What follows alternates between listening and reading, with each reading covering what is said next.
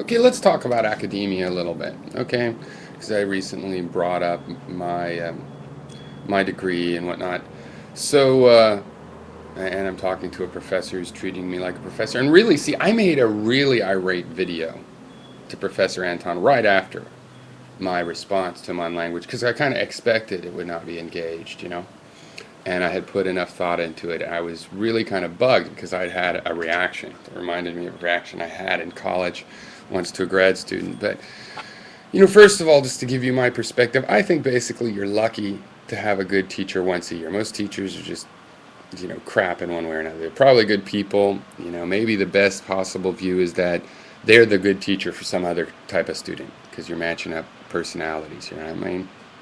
I was lucky. I think I had one or two, probably a semester, and but I was also really good at making the best use of the teachers. I don't have to be like that teacher. If we both love the knowledge and they can be at least bemused by my novel take on things, then I could get along with the teacher pretty well. And then in college, it's the same thing. They're mostly doing something different, but I would than what clicks with a particular student.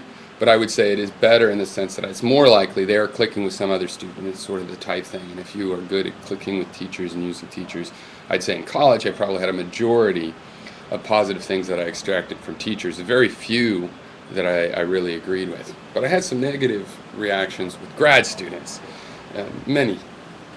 And the one case, and this is where the feeling of reminded me of being told that to be taken seriously I have to answer this nonsense, is that it was in a class. I had a class by a philosopher, Paul Feyerabend, which I presume Professor Anton would be familiar with. He's a well-known anarchist, or was. He's passed away.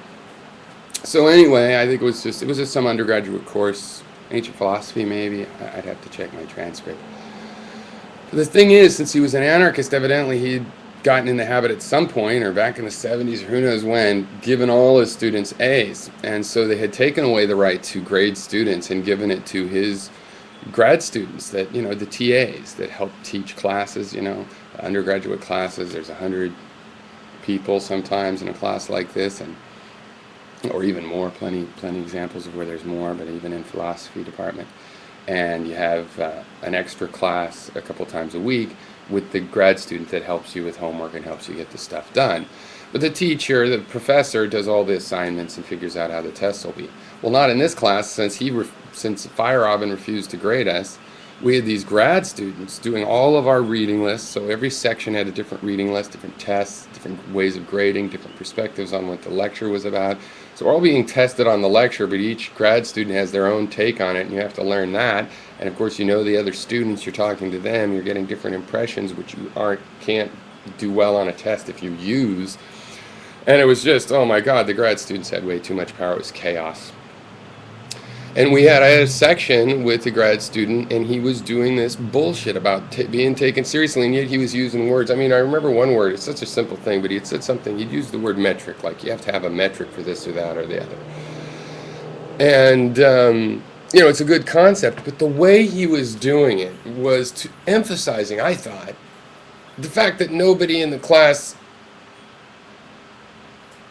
I think except for me in that case, but certainly most of the people in the class, the general reaction in the class, you could see it was dumbfounded. He was using all of these intellectualisms to make himself look good, not to educate the class, not to get the class in the habit of how to use these terms, but overdoing it where you wouldn't learn that, and it's just a matter of, look how smart I am, the professor, and you're supposed to absorb it. To take it seriously, you should be able to act this way. And I'm very analytic, and I'm like, I don't care who you are or how you act or what your personality is. Let's separate your personality from here's ideas and boom, boom, let's do that. And it was very much, well, no, I have a vocabulary that is what I rely on rather than ideas, and that drives me nuts. That pissed me off. I hated that kind of thing. All right? You should not use that kind of language to pretend that's the only way to speak about something. Okay? You can use poetry and painting. There's any idea that's worth fucking anything. You can represent all kinds of ways. Old language that wasn't technical enough, new technical language. You can define the new technical language in terms of the old. You can start defining it in terms of itself, like making a compiler that's written in its own language. You can do all of these clever little things. Okay. I don't like the whole idea of the way educators, the attitude they take about their ideas.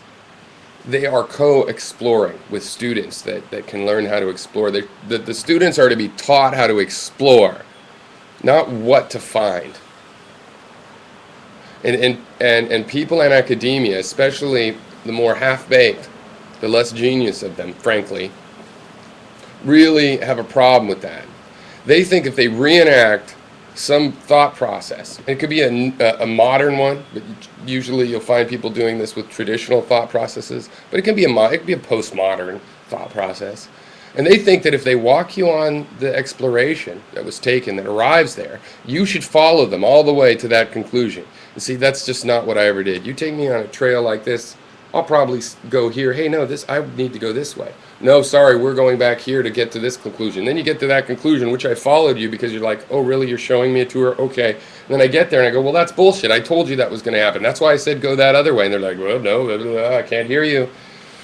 Then I got that feeling again from you, Professor Anton, that I haven't had for decades. And it bothers me. And I want to put the challenge on you to put up on a thing like that. Okay, that list of questions was ridiculous to present as how you're taken seriously in language. How about these questions? I'm just going to think of off the top of my head because I haven't prepared them. But how about these questions? Is the mind a material thing creating language? That's one. Two, is it possible to represent language without a material component?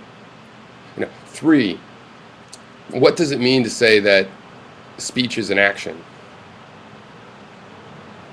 Okay. Four, what's the meaning? What's the meaning to questions about the fundamental character of language, given the differences and similarities of languages between different people?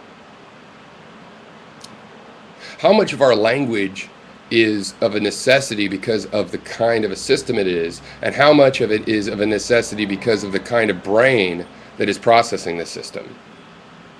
Those are fucking better questions. And it's not complete. If I sat and made a complete list, then maybe I should put up or shut up myself. But those make sense, those questions. And to the degree that someone might not understand them because it's like, well, what do you mean by material? And what do you then it's those sub-questions are obvious in the question itself, and you can ask them. I mean, how do I even ask that about? Is space and time in the language? What does that mean? Space and time is in the language. It's represented. It comes from the language? There's no space and time without language? Is that what it means? Because that's just insane. And why put it that way? Except for to make it sound like it makes sense, because it's words that string together grammatically correctly. At the best, it's a cone or poem, a thought-provoking poem. Or it just needs better definition. So I disagree with people that use their intelligence that way. And I have plenty of examples, and the internet has helped give examples of why that's the wrong attitude for me. I mean, I met somebody and had philosophical and other conversations with on YouTube that was, I think he was about 20, 21, and he said he had the mentality of a 13-year-old. He was mentally handicapped. He had great insight. I could pull shit like that on him. I could use some word that his mentality is not apprehended a vocabulary of that level. And what would be the point of that? Am I training him away? This is conversation. Okay. I wish we'd just stop training each other. Talk about the issues and learn from each other, and not have this attitude of like, I mean, it's bad because it's like, not only do people have the attitude of, I'm going to force my idea and you're going to get it. Other people have the attitude of, I'm not going to believe your idea unless you force me to get it. It's like, fuck you, get it if you can. If you can't, that's your problem, basically, which is why I'm self-conscious asking for replies. But this isn't really an ask for a reply, it's a criticism.